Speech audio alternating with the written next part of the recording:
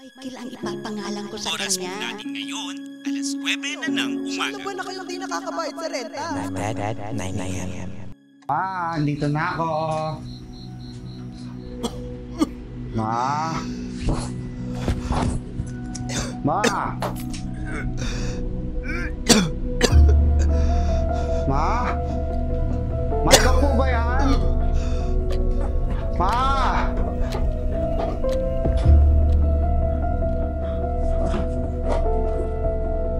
Pa! Ano to? Anong nangyari sa'yo pa? Hoy! Anak. Bibigay si Papa sa'yo. Itong rilong ito, isang mahiwagang rilong. Pwede kang humiling ng 2 kahiligan. Matutupad ito. Pwede ka nang humiling nito. Pwede. Mas 9 na ako umaga. Tapos 9 ng gabi.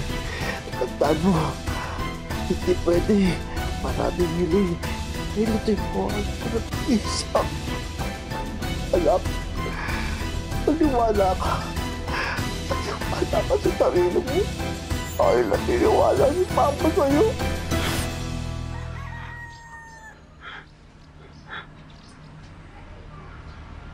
Ang oras na. Ang late na ako.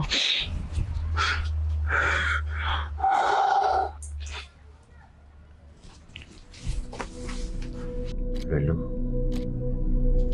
nanaginip ba ako? Uy, saan ba ito galing?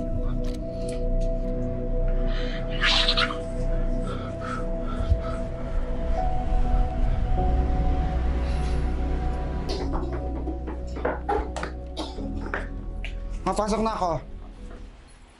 Ay. Ma, di ba sabi ko naman sa inyo, huwag na kayong kumuha ng labada. Kailangan yung magpahinga, lalo sa panahon ngayon, di ba? Nak, okay lang ako. Saka damit naman ito nila, Griggy. Ginawa ko ito kasi ito lang ang kaya kong gawin sa ngayon. Para masuklian natin ang kabutihan nila sa atin at sa pagbabayad ng tuition mo. Ma, sabi ko naman kasi sa inyo, di ba? Hindi nyo naman kailangan gawin yan. Pwede ko naman gawin ito mamaya pagkatapos ko magtrabaho eh. At saka, galing ko magtiklop oh. Wow. Na, kaya ko to. Saka alam kong pagod ka na rin eh. Kaya ko na to. Ha? At saka, hindi pa papasok ka na sa school. O sige na. Baka malate ka pa sa klase mo. Ha? Sige na. Huwag ka mag-alala sa akin. Malakas pa si Mama. Sige mama, bye-bye. Mwah. Love you. See you later, Sige ha? na. Oo, Ingat bye-bye. ka. Opo.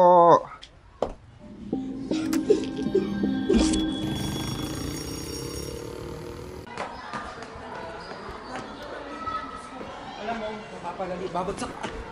Oh, ito talaga si Michael. Oras mo, hindi ko Pala yan, nangyari sa'yo. gagi. Nahanap ka na ni Sir ako. Late ka na naman. Late ako nagising. Eh kasi ano eh, buyat ako, ang daming trabaho, pre. Grabing sipag naman. Aray! Abay pa kasi yung trabaho na ay, teka lang. Ano yan? Pala. May pinapadala si Mami sa'yo. Basta. Ito. Ito pera oh. Uy, gagi. Salamat, pre, ah. Uy, nakakaya kay tita. Ano na, sige, ayaw mo yan. Hindi. Sabihin mo na lang kay tita, salamat. Tsaka pala yung mga pinalaban kay mama nun, okay na. Nalaban Okay na na. yung Oo. Oo nga pala, Michael. Kaya nga. Late ka na pumasok, second period na. Tapos tayo kay Ayun Sir. na nga. Hindi Tapos na tayo papasok. may quiz pa tayo kay Ma'am. Naku, nahanap ka na. Di Ha? mo na naman. May quiz tayo, di mo ba naalala? Oo, may... Huwag mo sabihin, hindi mo na naman naaalala yung quiz. May quiz. Naku. Patay tayo niyan. Hoy! Michael, may quiz tayo. Hindi mo naalala? May quiz. Hindi naalala eh. Naalala ko. Tingin mo sa akin, ha? Pero ito si Michael, alam mo, sigurado akong nag-review yan. Lagi lang naman niya sinasabing hindi siya nag-prepare. Hindi ako prepare. Pero, tignan, pag nag-quiz yan, perfect yan. Lagi naman, kaya nga. Sige na, mauna na lang kami. Magmadali ka na sa CR dahil malilate ka na at Mas lalaki talaga kay ma'am. Galingan mo Jumerbax, ha? Alam mo yung pader mo sa, Gago to. kaya pader mo sa ano? Sa likod ng school natin? Taasan mo yung tanong mo para di ka makatalaga. Gago, sige na. Sige na, alis na nga. Bye-bye. Una na ako.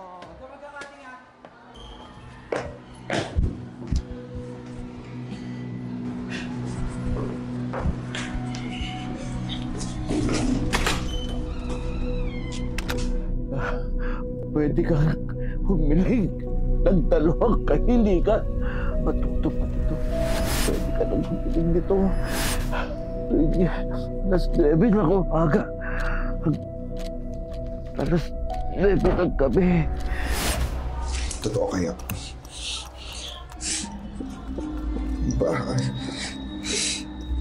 Paano ba to? Sana...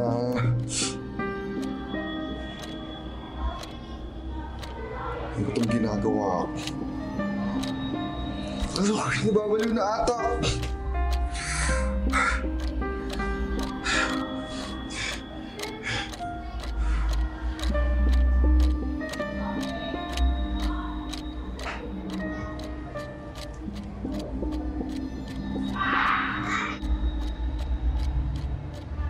Yan, alas 9 na.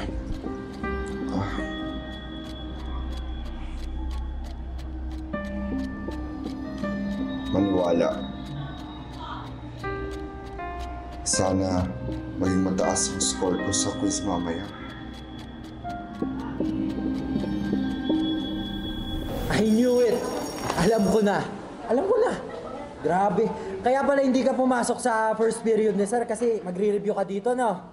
Aminin mo. Michael, aminin mo na! Aminin mo na, Michael. Ang damot mo naman.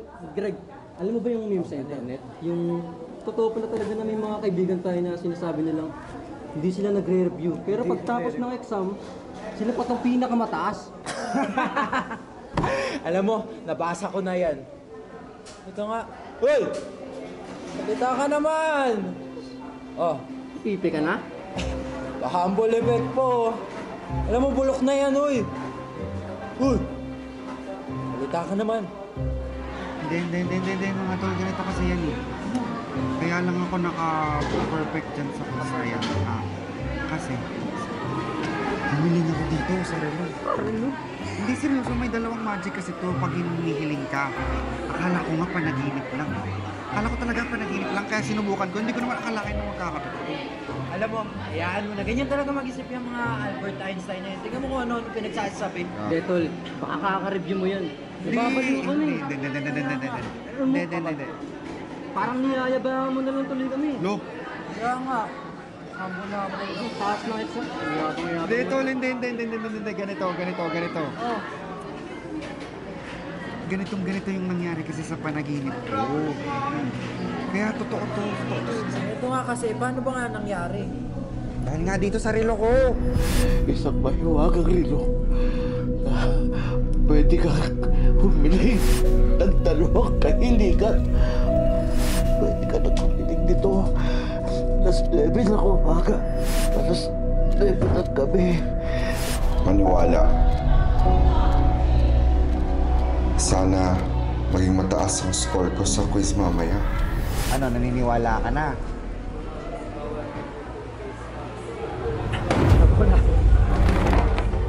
Pero kasi tol eh, na pa rin ang streams ko eh. Ah, ang ibig kong sabihin yung sa Spotify. Di ba ang tagal ko nang sinasabi sa inyo? Alam nyo naman yun eh. Kawawa ka naman tol. Alam naman namin lahat yun. Sinabi ko na rin naman sa inyo dati pa, di ba? Na pangarap ko na makapasok sa gantong industriya. Alam nyo, minsan nahihiya na nga ako eh. Eto, akin lang to.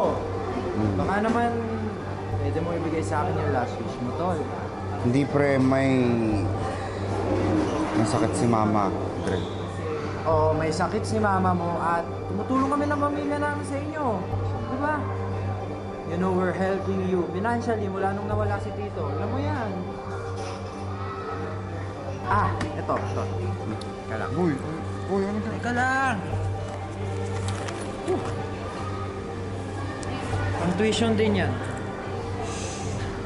Alam mo, malaking tulong yan sa inyo. Alam ko yun eh. Kaya nga tumutulong kami sa inyo eh. Kaya, ano man last wish, akin na lang. Ano lang naman.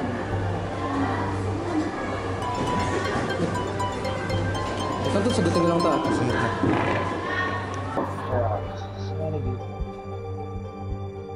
Ano?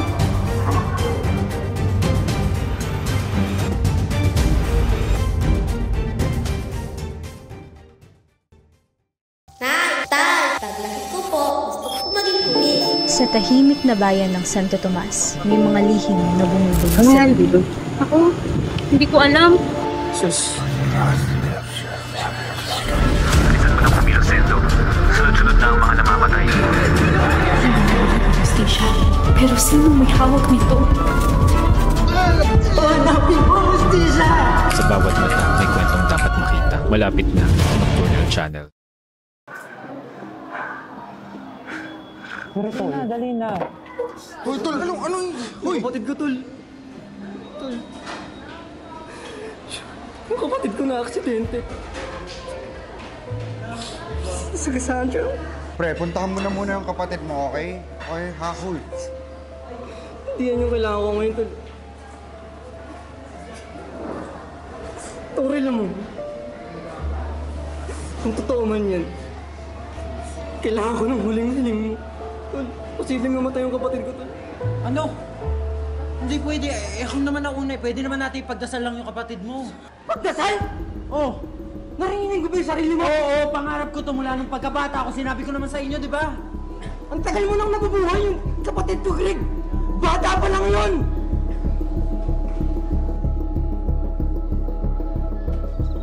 Anak, kamusta ka? Kanina ka pa tulala dyan. Kumain ka na muna. Hindi, wala. May iniisip lang ako sa school, ma. Naku, ano bang iniisip mo? Huwag mo munang isipin dito sa hapag. Yan ang nga lang iniisip mo maghapon. Mamaya na yan, ha? Ma? Familiar ba sa'yo itong relong to? Kay Papa ba yan? Oh. Teka. Sige.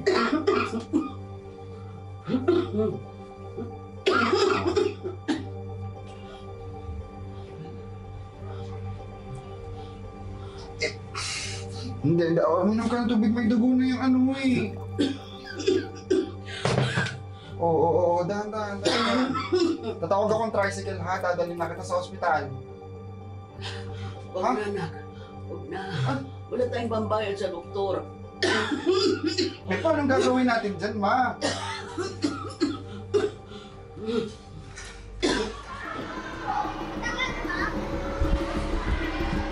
Girl. Ano atin? Nandito ako para makipag-usap sa'yo. Kunin mo na. Alam mo, hindi rin kita maintindihan. Selfish ka na, ang taas-taas pa ng pride mo. O ano ngayon? Anong gagawin ko dyan?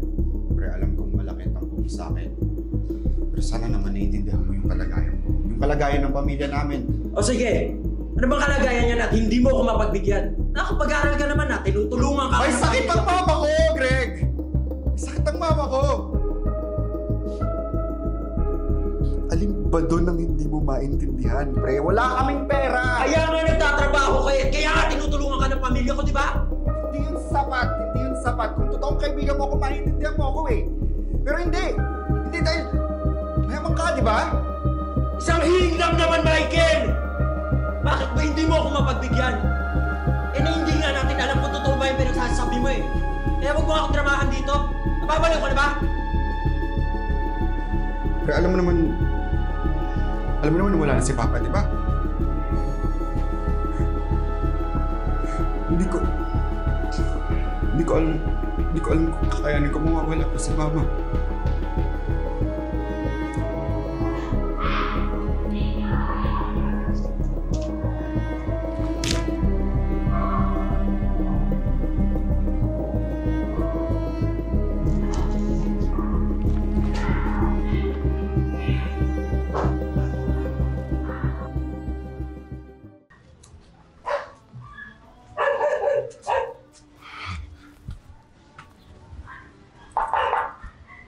Louie? Pre? Louie? Ako, pare, walang tao dyan eh. Saan sila pumunta, kuya? Sabi sa akin ni Louie kahapon, uwi raw ng probinsya, nagmamadali nga eh. Sa probinsya ho. Sa Samar.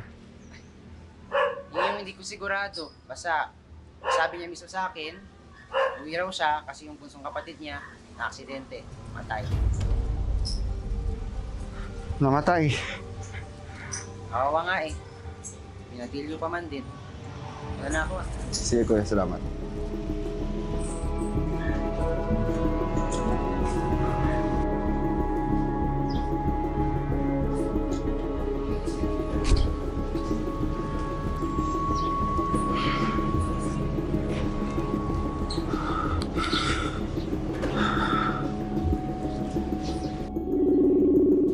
Hi, si Louie to.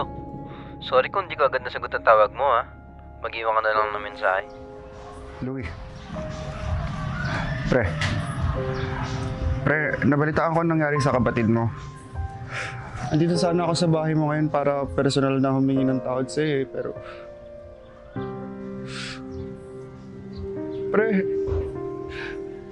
Pre, pasensya na. Pasensya na sa naging desisyon ko. Pasensya na hindi ko kayang bigay sa'yo yung huling kahilingan ko. Hindi ko naman alam na ganito pala yung kahihinatnan eh. Pre, alam kong mahihirapan kang patawarin ako ngayon, pero gusto ko lang malaman mo na pinili ko kasi mama ko. Pinili kong ibigay yung huling kahilingan ko sa mama ko. Hindi ko kasi siya kaya nakikitang nahihirap. Sana maintindihan mo.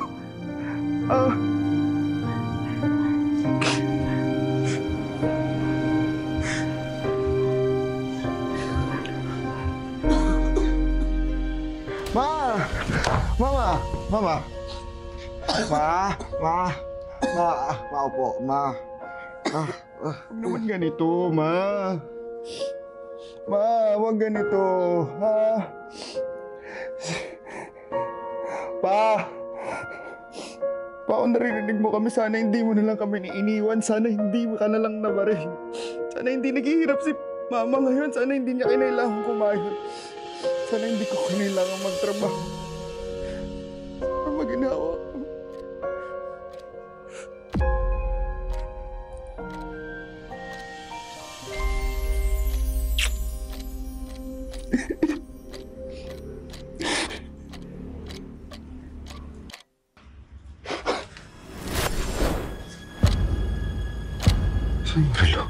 Saan yung relo? Ma!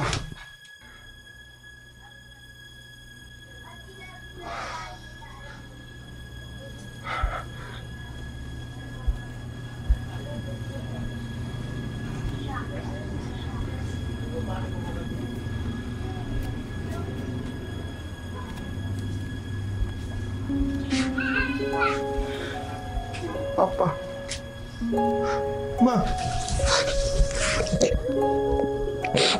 Pa. Happy birthday, anak! Happy birthday, anak! Siya nga pala, may regalo kami ng mama mo. Sana magustuhan mo. Buksan mo. Ganda ba, anak?